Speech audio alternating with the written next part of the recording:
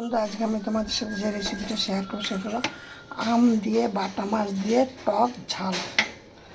আমি এখন এই যে গ্যাসটা অন করলাম, আর এইখানে আছে 500 গ্রাম বাটা মাছ, আর এই যে গোটা আম মিডিয়াম সাইজের, আর দিয়ে দিচ্ছি তেল। মাছগুলো ভাজা করে নিচ্ছি। তোকে বলছি না আমি কোনো কিছু। মাছগুলোকে ভালো করে ধুয়ে নিয়েছি, কিছুটা মাছ ভেজেছি, কিছুটা মাছ ভাজছি, আর কিছুটা মাছ এখনও কাঁচা আছে ভাজছি। আমি চম্পা বলছি। আমার এই রেসিপিটা তোমরা একদম প্রথম থেকে শেষ পর্যন্ত দেখো, দেখলে তোমরা বুঝবে যে এই চৈত্র বৈশাখ মাসে চৈত্র মাসে এই আম দিয়ে এই বাটা মাছ যদি তোমরা টক ঝাল মিক্সি করো তাহলে খেতে কত সুস্বাদ আর খেতে কত ভালো, তাহলে তোমরা ব্যাপারটা বুঝতে পারবে।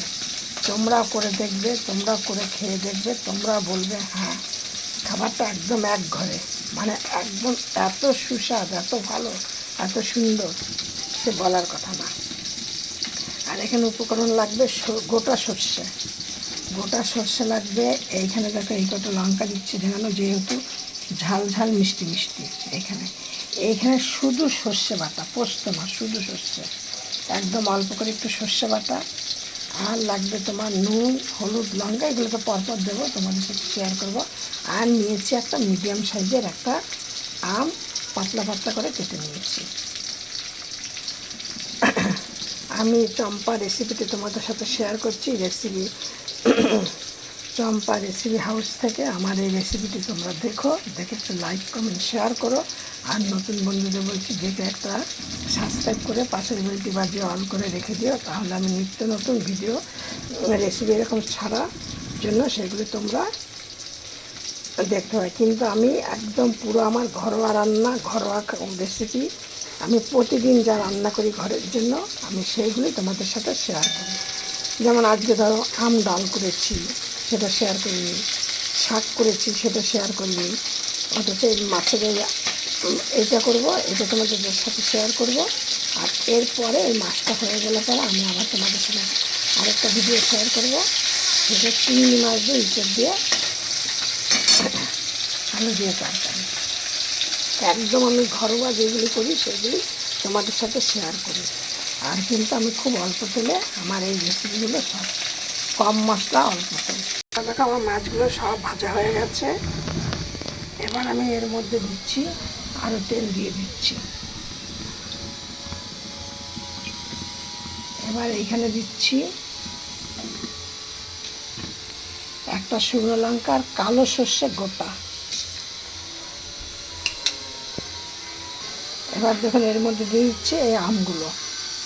এবার এই আমগুলোর মধ্যে আমি মাছগুলোকে সব একটা একটা করে পেতে পেতে দেবো। এখন আমগুলোর মধ্যে তেল দিলাম বেশি করে, তারপর আমগুলো দিলাম, দিয়ে আমটা একটু যখন একটু নরম নরম হয়ে গেলো তখন ওই মাছগুলোকে সব ওর মধ্যে দিয়ে দিলাম। এবার আমি দিচ্ছি এই লঙ্কাগুলো, এই লঙ্কাগুলো আমি তোমাদের সাথে আগে শেয়ার করেছিলাম, এইগুলো দেবো। এবার আমি এর মধ্যে দিচ্ছি কিছুটা একদম অল্প পরিমাণে হলুদ।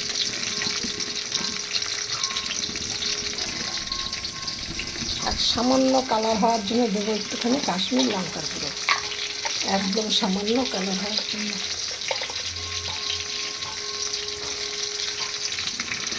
একদম কালার, একদম যত কম কালার হওয়ার জন্য।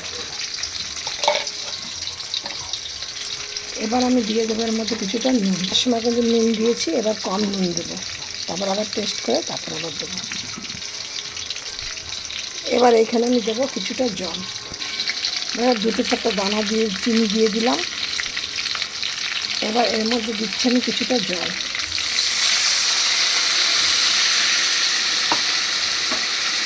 একদম অল্প জল।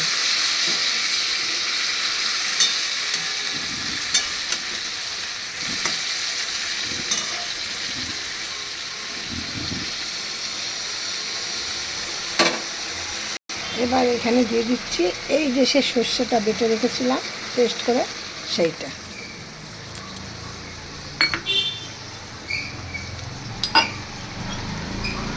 একটুখানি বাটাটা দিয়ে দিচ্ছি।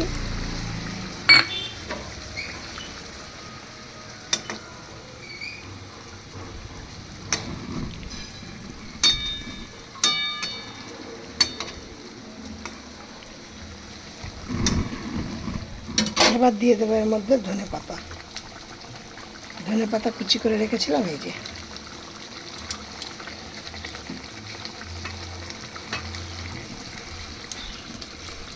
এই হলো আজকে আমার রেসিপি। সব উপকরণ দেওয়া হয়ে গেল। এবার এই ঝোলটা যখন একদম শুকনো শুকনো হয়ে আসবে তখন আমি নামিয়ে দেব। এবার এর মধ্যে একটুখানি কাঁচা তেল দিয়ে দিচ্ছি।